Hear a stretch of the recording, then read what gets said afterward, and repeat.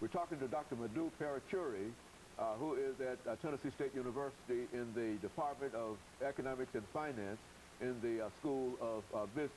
And of course, Dr. MParuchuri2, I think we indicated earlier that what we wanted you to do was to sort of give us some data dealing with the economic situation that we faced as we talk about revisiting this economic policy. Okay. If you look at the employment level, that's the best indication.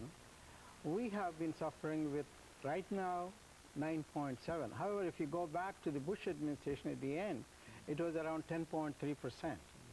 Now, at that time, if we had not had a change in the administration, we would have been around 12% or so of highly unemployment figure. Now, among these, if you look at the data, the adult men comprise of about 10% unemployed people. Okay. 10% out of little over 150 million people who are in the job market. Now, among this, among men, we said it's 10%, but what about women? Women's unemployment rate is only 8%. Okay. However, when you look at the teenager unemployment, it is around 26.1%. It's more than a quarter. Every every fourth teenager was unemployed. No. And here again, if you look at the breakdown of white and non-white, or Asian, and that's a completely different picture.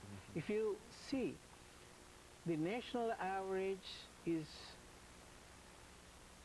half of what the non-white unemployment rate is.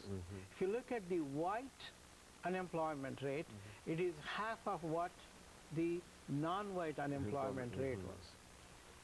And among the Hispanics, you would see 12.6% of them are unemployed. And among all these, only the Asians do better. They have only 7.5% of unemployment rate.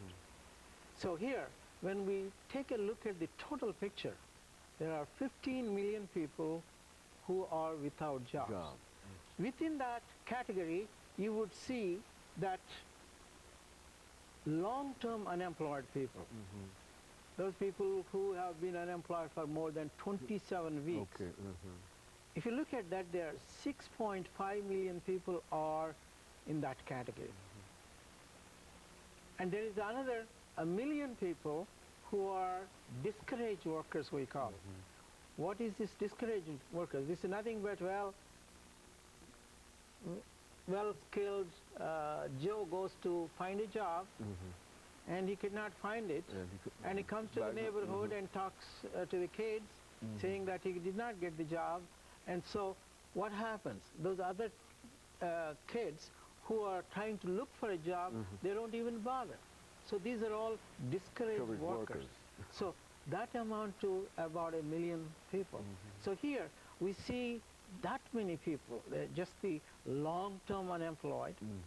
And in this context, I must add what the President is going to do today or tomorrow. The Congress approved a piece of legislation to make sure that these people are going to be taken care of, especially those people who are unemployed for a longer period of time. There was a lot of opposition, this technical opposition or whatever they're trying to do. It's mostly from the Republican Party, where they tried to oppose that extension of the compensation for these unemployed people who have been unemployed for more than 27 years, 27 weeks. Now, finally, it has been approved, thank heavens, and these people are going to get benefits until around June first week or so. Now, the opposition came out and said, look, it's going to cost around $18 billion, roughly. Come up with some solution to pay the pay off these bills. And somehow or other, the Democrats were able to push through against all these opposition. As you know, if you look at the health care bill, for example, Okay. none of the Republican senators or congressmen who supported the bill. Okay. That's everybody saw that. Yeah, everybody saw that, and it's just opposition just for the sake of opposition without any merit. Even somehow those sympathetic to President Obama's plan for health care, these people also, even though they were sympathetic because of the restrictions the party must have imposed on them, they did not vote for this. So it barely moved through with a technical way of handling to pass this kind of bill. The Republicans have used so many times, and this is one of the technique which Nancy Pelosi and Senator Reid have tried to push through, and they were successful, and the president did not even hesitate to sign that as soon as you can, by canceling even the foreign trip which he had planned a long time back. So what I'm trying to say is the present economic conditions have improved a lot. Okay. Now let me give you some indications. The inflation rate today is only 2.39%.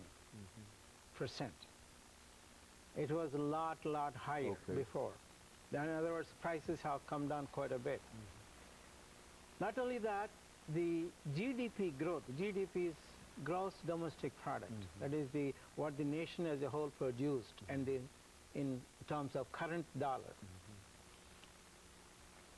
The growth has been around 5.5%, which is a phenomenal growth.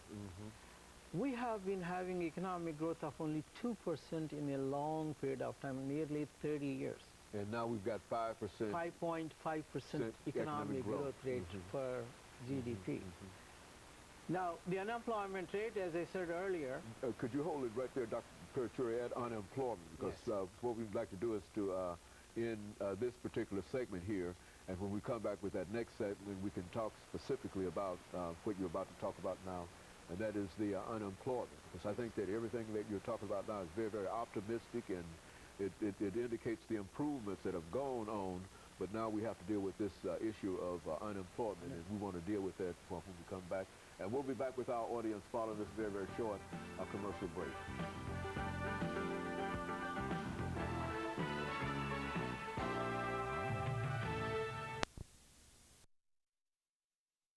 We're talking to Dr. Madhu